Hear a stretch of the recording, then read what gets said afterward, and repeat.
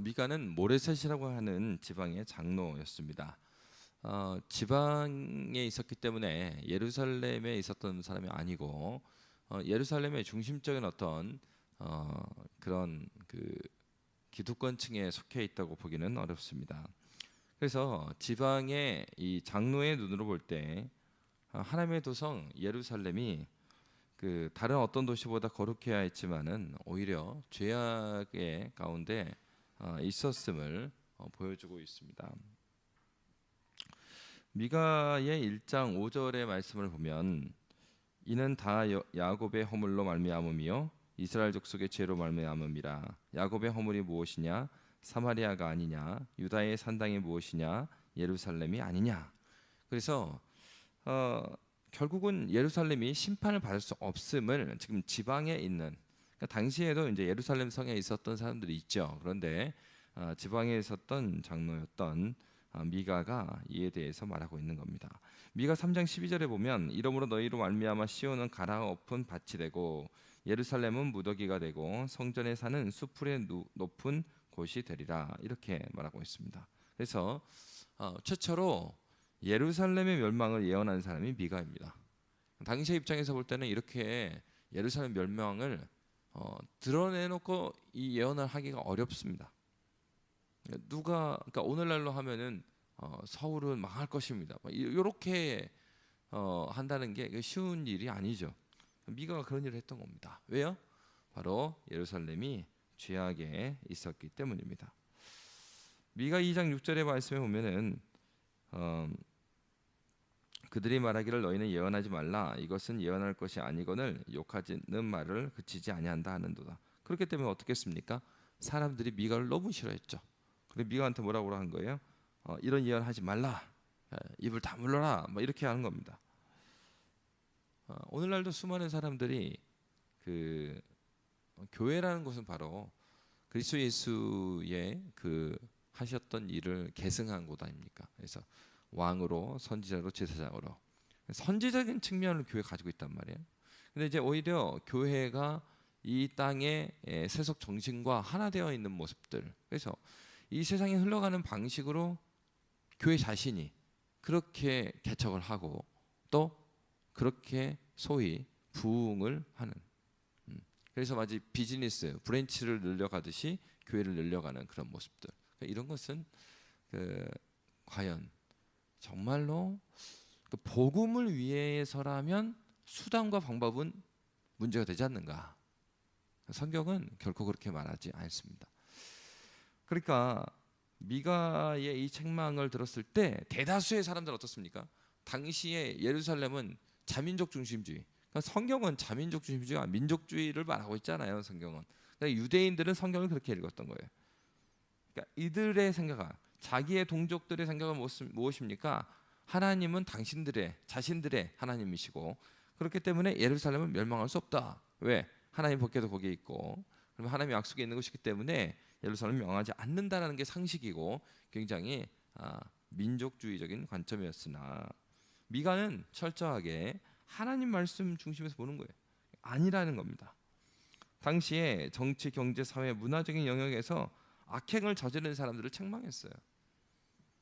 그런데 이제 오늘날도 그런 모습이 나오는데요. 오늘날 사실은 어떤 면에서 교회는요, 세상을 향해서 아닌 것은 아니라라고 말할 수 있어야 돼요. 이게 이런 건 아닙니다.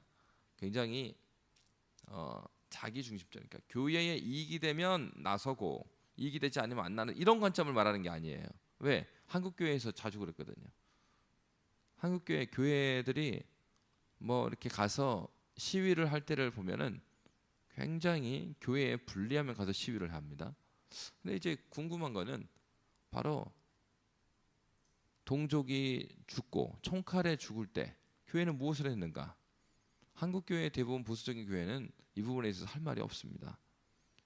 그렇게 총칼로 사람들을 짓밟을 때 오히려 성당은 문을 열었지만 교회는 문을 닫았어요.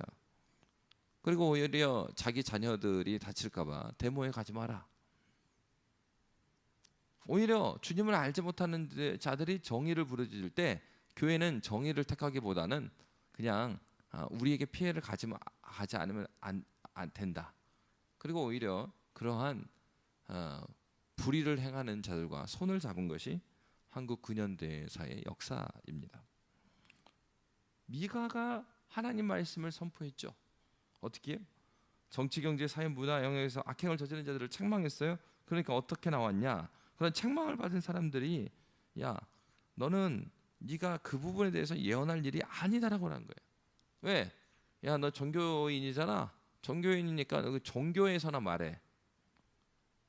그 오늘날 한국에 그런 게 있죠.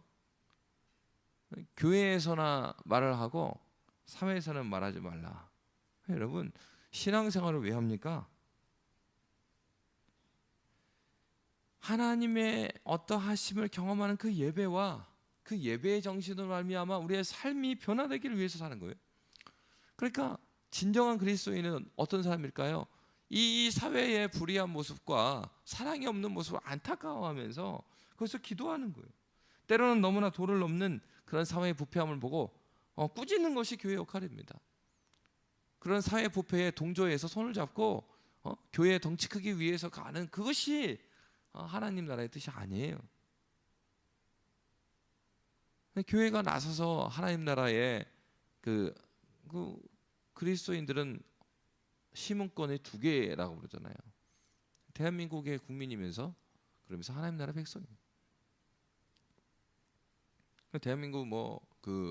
대한민국이 굉장히 불의한 그 나라도 아니고, 그런데 어떻게 해요? 교회가 자신의 이익이라면은 사회법을 다 무시하는 경우들. 그러면서 그것에 대해서 조치를 나오는 공무원들을 막 배척해요. 그러면서 어떻게 합니까? 교회를 핍박한다고. 그 핍박이 아니죠. 하나님께서 그러한 하나님을 모르는 자들을 통해서도 이 세상을 다스리고 계세요. 그들의 양심에 쓰여진 율법에 의하여 무정부보다는 그런 악한 정부가 낫다고. 어떤 측면에서요? 악한 정부라도 나라를 통치하려면 질서가 필요하거든요. 악한 정부 잘한다는 거 아니에요. 그건 잘못하는 거, 악한 정부는. 그러나 그럼에도 불구하고 아예 질서가 없게 되면 어떻게 됩니까? 그러면 정말 양육강식의 세계가 되는 거예요. 그런 측면에서. 그런데 아주 그러한 나라가 아닌 나라에서의 법은 그리스도인들이 먼저 존중을 해야 되는 겁니다. 근데 교회가 나서서, 선교단체가 나서서 법을 다 어겨요. 그러면서 일말에 양심이 없어요. 그러면서 하나님 나라를 위해서 이 정도 해도 된다는 식으로 나오는 거예요. 여러분, 세상 사람들이 볼 때 교회를 어떻게 보겠습니까? 자신들보다 더 하는 사람으로 보는 거예요. 왜? 이 세상의 법은 전혀 무시하고 맨날 성경만 말하는 것 같아요. 그러나 그렇게 말하는 그들이 말하는 성경도 그거 동의하지 않아요. 미가의 시대에 바로 그랬다는 겁니다. 미가가 공의와 정의를 붙여버린 자들에게 이렇게 꾸짖었을 때 그들은 야, 너 종교 영역에서 말하지 우리에게 말하지 마, 이렇게 외쳤던 거예요. 미가 6장 6절에서 8절의 말씀을 보면 그래서 이런 말을 하는 거예요. 내가 무엇을 가지고 여호와 앞에 나아가며 높으신 하나님께 경배할까? 내가 번제물로 1년 된 송아지를 가지고 그 앞에 나아갈까? 여호와께서 천천의 수양이나 만만의 강물 같은 기름을 기뻐하실까? 내 허물을 위하여 내 맏아들을 내 영혼의 죄로 말미암아 내 몸에 열매를 드릴까? 이게 무슨 얘기입니까? 굉장히 종교적으로 보이는 그 행위들을 많이 한다고 해서 하나님이 기뻐하겠느냐? 8절 사람아, 주께서 선한 것이 무엇임을 내게 보이셨나니 여호와께서 내게 구하시는 것은 오직 정의를 행하며 인자를 사랑하며 겸손하게 내 하나님과 함께 행하는 것이 아니냐. 여러분, 미가는 굉장히 중요한 사람입니다. 어떤 면에서 그렇습니까? 오직 정의를 행하며, 이 누가 한 얘기예요? 아모스 선지자가 한 얘기예요. 미슈파트, 바른 판결, 공의를 말해요. 사회적 정의를 말하는 겁니다. 그러니까 이런 것이 누가 해야 돼? 그리스도인들이 그렇게 살아야 됐다라는 거예요. 아모스 선지자 그것에 대해서 지적을 했죠. 그리고 인자를 사랑하며 누가 한 거예요? 헤세드. 호세아 선지자가 말했던 것이 바로 이 헤세드, 인자예요. 그러니까 정의, 인자, 그리고 겸손하게 내 하나님과 함께 행하는 것이 아니냐. 이 겸손하게 누가 한 겁니까? 하나님과 동행, 이사야 선지자가 한 얘기죠.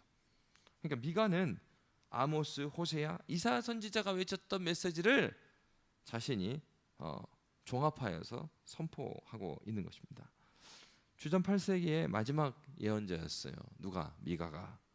동료 예언자들 강조한 내용을 하나로 묶어서 아모스의 정의, 호세아의 헤세드, 이사야의 하나님과 동행을 선포한 선지자가 미가입니다. 그 다음에 이어지는 선지자가 이제 나훔이라고 나옵니다. 나훔 3장 1절 제가 읽도록 하겠습니다. 화 있을진저 피의 성이여 그 안에는 거짓이 가득하고 포악이 가득하며 탈취가 떠나지 아니하는도다. 나훔이 활동했던 시절은 하박국, 스바냐, 또 예레미야와 에스겔과 더불어서 남유다의 패망 직전에 사역을 했던 선지자입니다. 나훔은 무엇을 예언했습니까? 앞에 미가 같은 경우에는 예루살렘을 향하여서 말했다면 나훔은 니누에의 몰락을 말했어요. 오바댜 선지자는 에돔의 멸망을 말했고 나훔은 니누에의 멸망을 말했습니다. 그런데 이제 중요한 것은 왜 남의 나라 멸망을 하나님의 선지자가 외쳤는가? 왜 그렇게 했습니까? 관련되어 있기 때문이죠. 니누에의 몰락은 이스라엘의 해방을 의미한 겁니다. 구원을 의미하는 거예요. 그러니까 그들에게 있어서는 심판입니다. 왜? 그들이 하나님의 뜻을 뜻대로 도구로서 행하는 것이 아니라 도구의 선을 넘기 때문이죠. 그러면 니누에는 어쩌다가 하나님의 심판을 받게 됩니까? 아시리아의 왕 사네립이라는 사람이 있었어요. 주전 705년 때인데 당시 아수르의 수도가 니누에였습니다. 방금 읽었던 나훔 3장 1절에 보면 화 있을진저 피의 성이여 어디 가요? 니누에가. 그 안에는 거짓이 가득하고 포악이 가득하며 탈취가 떠나지 아니하는도다. 왜요? 주변 나라에 폭력을 행사하고 그들의 것을 빼앗는 이런 죄악들을 나훔 선지자는 질타했던 것입니다. 그러면 바로 이러한 시기, 어떤 시기입니까? 미가가 말했던 예루살렘은 이렇게 부패하고 또 니누에 열방들은 어때요? 정말로 각축에 양육 강식에 그리고 주변 사람들을 괴롭히는 그런 시대, 그런 혼란한 시대에 하나님 나라 백성은 어떻게 살아야 되는가 하는 것이 바로 하박국 선지자가 외쳤던 말씀이었습니다. 하박국은 하박국 3장 17절에서 19절 말씀, 너무나 우리가 많이 읽었던 말씀인데요. 우리 이 말씀 한번 보겠습니다. 하박국 3장 17에서 19절. 비록 무화과 나무가 무성하지 못하며 포도나무에 열매가 없으며 감람나무에 소출이 없으며 밭에 먹을 것이 없으며 우리의 양이 없으며 외양간에 소가 없을지라도 나는 여호와로 말미암아 즐거워하며 나의 구원의 하나님으로 말미암아 기뻐하리로다. 주 여호와는 나의 힘이시라. 나의 발을 사슴과 같게 하사 나를 나의 높은 곳으로 다니게 하시리로다. 이 노래는 지휘하는 사람을 위하여 내 수금에 맞춘 것이니라. 여러분, 하박국 선지자는 어떻게 보면 소망이 사라져버린 시대입니다. 하박국은 하나님께 두 가지 질문을 던집니다. 그리고 하나님이 두 번에 걸쳐서 응답을 하시는 그런 구성으로 하박국은 이어져요. 하박국이 먼저 질문합니다. 남유다의 악인들이 판을 치고 있는 거예요. 정의로운 하나님이 왜 이 악인들을 심판하지 않으십니까? 이렇게 물어봅니다. 하나님께 대답합니다. 바벨론이라는 막대기를 들어서 남유다에 있는 악인들을 심판하시겠다. 무엇을 말합니까? 멸망시키겠다는 거야. 바벨론을 통해서. 두 번째로 하박국이 질문합니다. 하박국 1장 13절에 보면 주께서는 눈이 정결하심으로 악을 참아보지 못하시며 폐역을 참아보지 못하시거늘 어찌하여 거짓된 자들을 방관하시며 악인이 자기보다 의로운 사람을 삼키는데도 잠잠하시나이까. 즉 남유다 백성은 그래도 하나님의 언약 백성인데 어떻게 언약 백성을 심판하려고 악한 바벨론이라는 그런 도구를 사용하십니까? 그렇잖아요. 하나님 그래도 선한 백성들 아닙니까? 지금은 잘못할지 모르지만 근데 어떻게 악한 자들에게 심판을 받게 하십니까? 라고 질문하는 거죠. 하나님께서 뭐라고 말씀하세요? 하박국 2장 4절에 보면 보라 그의 마음은 교만하며 그 속에서 정직하지 못하나 의인은 그의 믿음으로 말미암아 살리라. 악인들은 반드시 하나님의 심판을 받고 의인이 사는 것은 무엇 때문에? 그의 믿음 때문에 산다라고 말씀해 주셨습니다.